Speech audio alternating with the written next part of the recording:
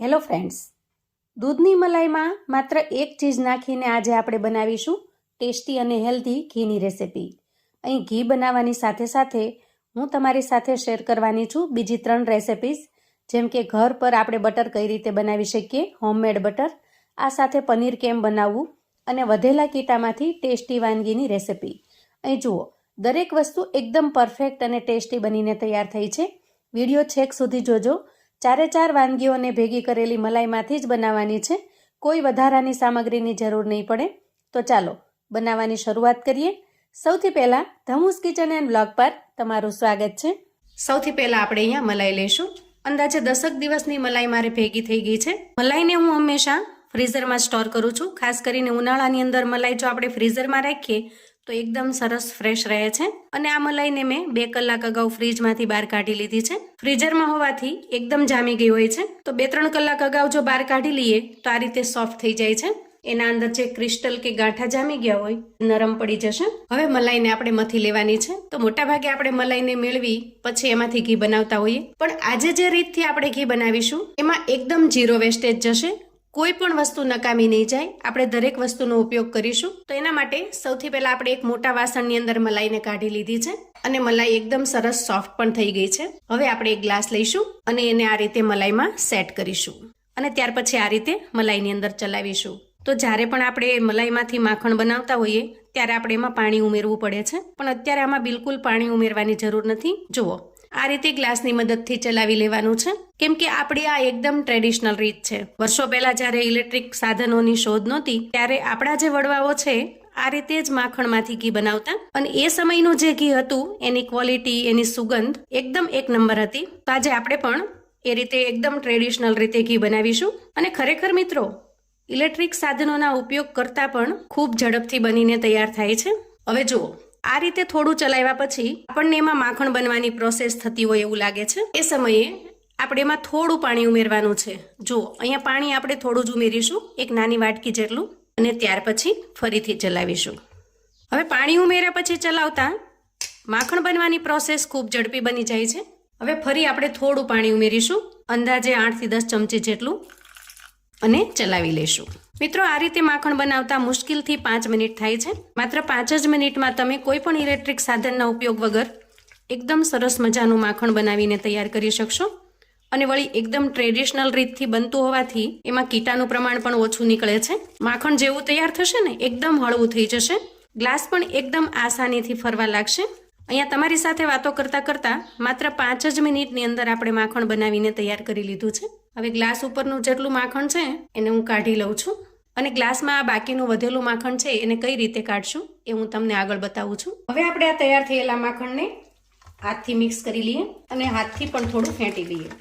તો અહીંયા આપણું માખણ બનીને તૈયાર થઈ ગયું છે. હવે આપણે હાથની મદદથી આ રીતે લાડુના શેપમાં વાળી લઈએ અને થોડું પ્રેસ કરી એના અંદર જે કાંઈ દૂધનો ભાગ છે એ બધો જ કાઢી લઈએ. અહીંયા જેટલું આપણે પ્રેસ કરીને કાઢી લઈશું એટલું કીટું ઓછું થશે. અને ત્યાર પછી કડાઈમાં એ લાડુને મૂકી દઈએ. ઇલેક્ટ્રિક સાધનમાં જો આપણે ઘી બનાવવું હોય તો એમાં ભરપૂર માત્રામાં પાણી ઉમેરવું પડે છે, તો જ બ્લેન્ડર ચાલે છે. જ્યારે આના અંદર તમારે પાણી માત્ર થોડું જ ઉમેરવાનું છે. ત્યાર પછી આ જે ભાગ વધ્યો છે એ બધો જ દૂધનો ભાગ છે. તો આપણે એક તપેલી લઈએ અને એના ઉપર ગરણીને સેટ કરી દઈએ અને દૂધનો જે ભાગ છે એને ગળી લઈએ. મિશ્રણ થોડું ઘાટું હોય છે, આ રીતે થોડું ચલાવી લેવાનું એટલે માખણનો ભાગ અલગ થઈ જશે અને દૂધનો જે ઘાટો ભાગ છે એ નીચે જતો રહેશે. ત્યાર પછી માખણમાં આપણે 1 થી 1.5 ગ્લાસ જેટલું પાણી ઉમેરી દઈએ અને આ રીતે હાથની મદદથી માખણને સરસ રીતે ધોઈ લઈએ. તો હવે જે વધારાનું પાણી છે એને આપણે કાઢી લઈએ. હવે અત્યારે જે મિશ્રણ નીકળે છે એ મિશ્રણને આપણે જવા દેવાનું, કેમ કે બહુ વધારે પડતું પાણી થઈ ગયું છે અને એને જો દૂધમાં ઉમેરીશું તો આપણે એમાંથી જે પનીર બનાવવું છે એના માટે બહુ લાંબા સમય સુધી ગેસ ચાલુ રાખવો પડે. જેથી આ જે પાણી છે એકદમ પાણી જેવું છે એને આપણે જવા દઈશું. મિત્રો, હવે આપણે જે માખણ તૈયાર કર્યું છે એમાંથી હોમમેડ બટર કઈ રીતે બનાવવું એ રીત જોઈ લઈએ. તો એના માટે આપણે થોડું માખણ લઈ લઈએ. અહીંયા તમારે જેટલું બનાવવું હોય બટર એટલું માખણ લેવાનું. ત્યાર પછી એમાં થોડું મીઠું, એટલે કે આપણે જે રૂટીનમાં કુકિંગ માટે મીઠું વાપરતા હોઈએ એ લેવાનું છે. થોડું અમથું, બહુ જાજુ નહીં, નહીં તો ખારાશ વધી જશે. અને ત્યાર પછી થોડી હળદર ઉમેરીશું અને સરસ રીતે મિક્સ કરી લઈશું.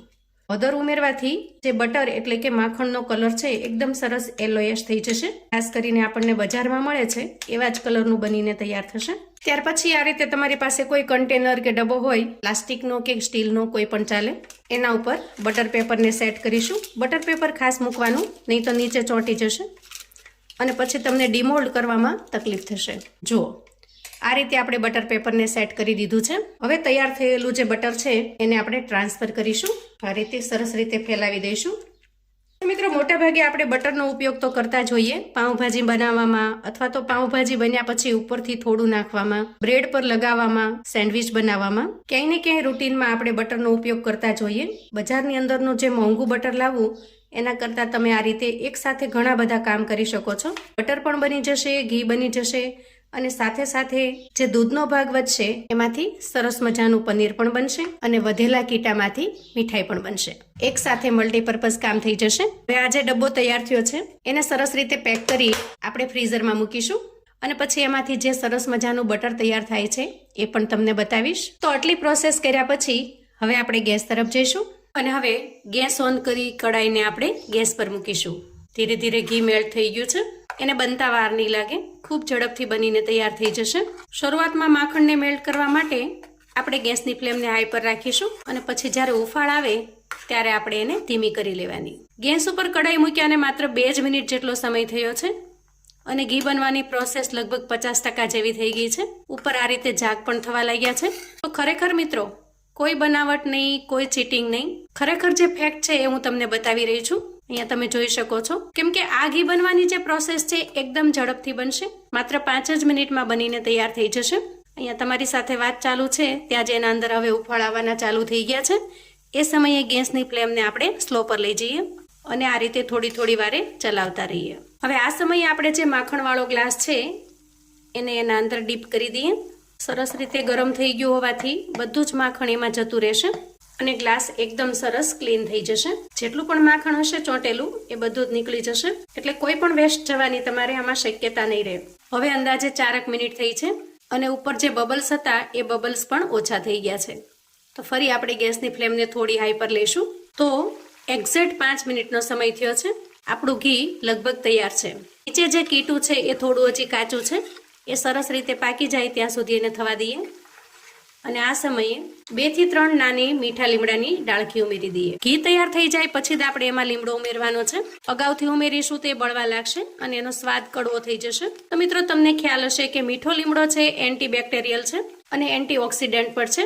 મીઠા લીમડાનો જે અરોમા છે એ ઘીની અંદર ખૂબ સરસ રીતે ફેલાઈ જાય છે, જેથી ઘીમાં એકદમ સરસ મજાની ખુશ્બુ પણ આવે છે અને લાંબા સમય સુધી ઘી સારું પણ રહે છે. હવે ઘી એકદમ સરસ તૈયાર થઈ ગયું છે અને એનું કીટું પણ સરસ રીતે પાકી ગયું છે. ગેસની ફ્લેમને અત્યારે બંધ કરીશું અને ઘીને સરસ રીતે ઠંડુ થવા દઈશું. હવે માખણ બનાવતા જે દૂધનો ભાગ નીકળ્યો છે એને આપણે ગેસ પર મૂકીશું, કેમ કે આપણે એમાંથી પનીર બનાવીશું. મોટા ભાગે આપણે જ્યારે પણ મલાઈ મેળવીએ ત્યારે ઘણો પ્રયત્ન કરીએ કે એમાં દૂધ ન જાય, છતાં થોડું ઘણું દૂધ જતું રહેતું હોય છે અને એ દૂધ પછી વેસ્ટ જતું હોય છે. પણ આજે આપણે એમાંથી એકદમ સરસ મજાનું પનીર બનાવીશું. હવે જો દૂધ થોડું ગરમ થઈ જાય એટલે આપણે એમાં અડધા લીંબુનો રસ ઉમેરીશું. અહીંયા તમારી પાસે વિનેગર હોય તો તમે 2 ચમચી જેટલો વિનેગર ઉમેરી શકો છો. પણ આ બધી જ વસ્તુ કરવા માટે આપણે એકદમ ફ્રેશ મલાઈ રાખવી જરૂરી છે. મલાઈ વાસી થઈ ગઈ હશે તો એમાંથી વાસ આવવા લાગશે અને આવી કોઈ પણ રેસીપી તમને એમાંથી બનાવવી પણ નહીં ગમે. અહીંયા લીંબુનો રસ ઉમેરતા જ દૂધ ફાટી ગયું છે અને એમાંથી પનીર તૈયાર થઈ ગયું છે. તો ગરણી મૂકી એને ગળી લઈએ. આ રીતે પનીર બનીને તૈયાર થશે. હવે આ તૈયાર થયેલા પનીરને તમે કોઈ કાપડની અંદર બાંધી સેટ કરવા માટે મૂકી શકો છો. પણ મારે આજે આ પનીરમાંથી પનીર ભુરજી બનાવવાની છે એટલે હું સેટ નહીં કરું, આ રીતે જ રહેવા દઉં છું. ત્યાં સુધીમાં જુઓ, અહીંયા ઘી પણ સરસ રીતે ઠંડુ થઈ ગયું છે. તો સૌથી પહેલા આપણે એના અંદર જે લીમડાની 2 ડાળખી ઉમેરી છે એને કાઢી લઈએ. આ લીમડાને તમે કોઈ દાળના વઘારમાં ઉમેરી શકો છો અથવા તો કઢીના વઘારમાં ઉમેરી શકો છો. ખૂબ જ ટેસ્ટી લાગે છે. ઘીમાં શેકાયેલી હોવાથી ટેસ્ટ ખૂબ સરસ આવશે.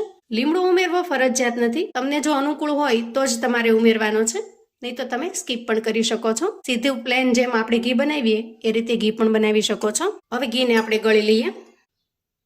જુઓ, કીટાનો બધો જ ભાગ કડાઈમાં રહી ગયો છે અને અહીંયા આપણને એકદમ પ્યોર ઘી મળ્યું છે.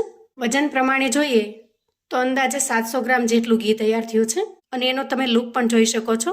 અને વળી બજાર કરતાં શુદ્ધ તો ખરું જ. હવે આપણે વધેલા કીટામાંથી મીઠાઈ બનાવીશું એકદમ સરળ રીતે ઘરની વસ્તુથી.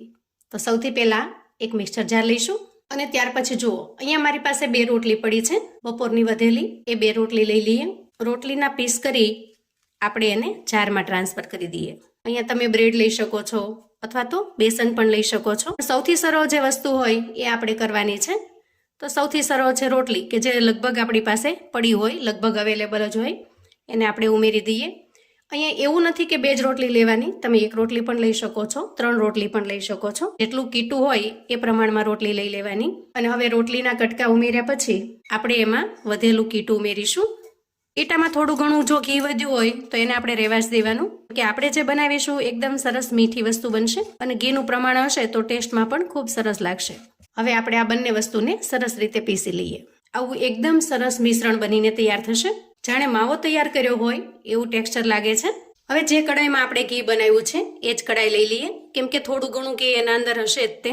અને આ કડાઈનો ઉપયોગ કરવાથી બહુ ઝાઝા વાસણનો પણ ઉપયોગ નહીં થાય. તો મોટા ભાગે જ્યારે ઘી બનાવીએ ને ત્યારે રસોડું વાસણથી ભરાઈ જતું હોય છે, પણ આજે તમારે રસોડું સામગ્રીથી ભરાઈ જશે, વાસણથી નહીં. જુઓ આજે તૈયાર કરેલું મિશ્રણ છે એને આપણે કડાઈમાં ટ્રાન્સફર કરીશું અને ત્યાર પછી ગેસની ફ્લેમને ઓન કરી લઈશું. થોડીવાર માટે આ બધી જ વસ્તુને આપણે મિક્સ કરી લઈએ. થોડું જ ગરમ થવા દેવાનું છે, બહુ જાજુ શેકવાનું નથી, કેમ કે રોટલી ઓલરેડી કૂક થઈ ગયેલી હોય છે અને કીટું પણ સરસ રીતે શેકાઈ ગયેલું છે. તો હવે આપણે એમાં દળેલી ખાંડ ઉમેરી દઈએ.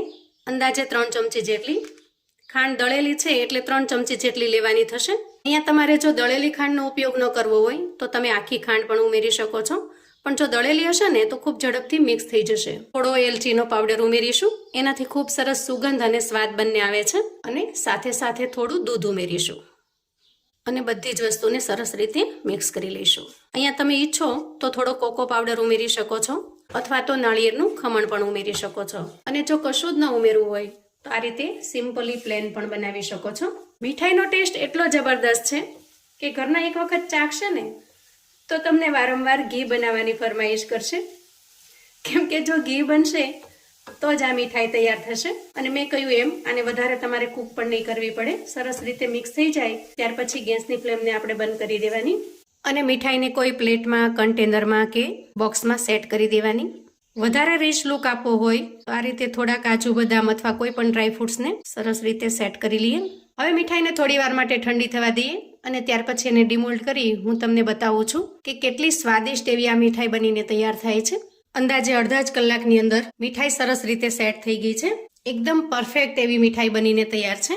એકદમ સરસ મેલ્ટ એન્ડ માઉથ, પોચી રૂ જેવી પણ વ્યક્તિ આરામથી ખાઈ શકે એટલી સરસ સોફ્ટ બને છે. અને ટેસ્ટમાં તો એકદમ સરસ લાજવાબ લાગે છે, ખૂબ જ માવેદાર અને સુપર ટેસ્ટી. તો મિત્રો, કીટામાંથી પણ આટલી સરસ ટેસ્ટી મીઠાઈ બને એ તમે ક્યારેય નહીં વિચાર્યું હોય. હવે આપણે બટરને ચેક કરી લઈએ. બટરને આપણે કટ કરીશું. જે રીતે બજારમાંથી બટર લાવીએ અને એકદમ સરસ ઘાટું હોય એ રીતે બનીને તૈયાર થાય છે. અહીંયા તમે જોઈ શકો છો. જ્યારે ક્યારેય પણ તમારે બટરની જરૂર પડે, તમે જો ઘરનું બનાવેલું હશે તો ફટાફટથી કાઢી અને તૈયારી કરી શકશો. વળી એકદમ ઘરનું અને શુદ્ધ હોવાથી શરીરને બિલકુલ નુકસાન પણ નહીં કરે. હવે આપણે પનીરને ચેક કરી લઈએ.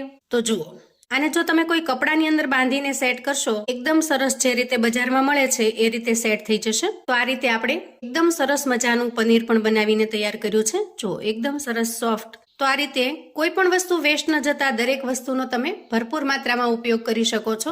અને છેલ્લે ઘી.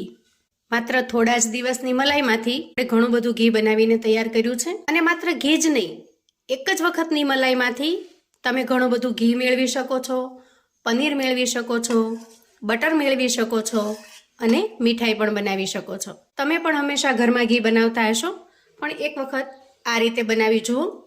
કોઈ પણ વસ્તુ એકદમ ઝીરો વેસ્ટ ગયા વગર દરેક સામગ્રીનો ભરપૂર માત્રામાં ઉપયોગ કરી અને તમે એકથી ચડિયાતી રેસિપી બનાવીને તૈયાર કરી શકશો.